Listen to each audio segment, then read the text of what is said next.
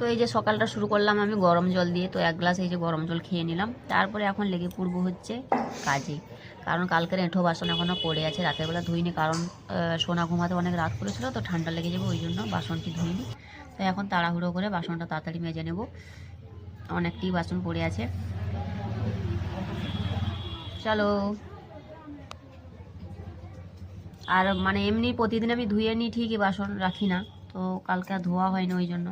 তো এবার বাসন টাসন ধুয়ে আমি এখন বসাবো হচ্ছে চা। আর আমার বরের মধ্যে খাওয়ারের মধ্যে ফেভারিট হচ্ছে চা, ও চা পেলেই একবারে ব্যাস ঠিক আছে, আর কিছুর দরকার নেই।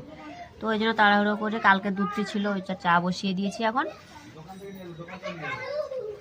তো তার পাল্লায় পরে আমাকে এখন একটু একটু চা খেতে হয়, তো একার জন্য কি চা বানাবো, ওই জন্য। তো দেখো চা বানানো হয়ে গেছে। ওর মধ্যে একটু মানে কি বলো তো, চা চিনি দিয়ে একটু আদাও গ্রেট করে দিই, কারণ এখন ঠান্ডা পড়েছে, তো আদাটা গেলে গলাতে ভালো লাগবে, তো ওই জন্য আদাও দিলাম। তো চা হয়ে গেছে, এই যে দেখো দুজনে দুটো কাপে নিয়ে নিচ্ছি, আমার অল্প নিলাম, ওর তাতে একটু বেশি করে দিলাম। ওর আবার একবারে হয় না, আবার দুপুরের দিকে একবার লাগবে, সন্ধ্যায় লাগবে।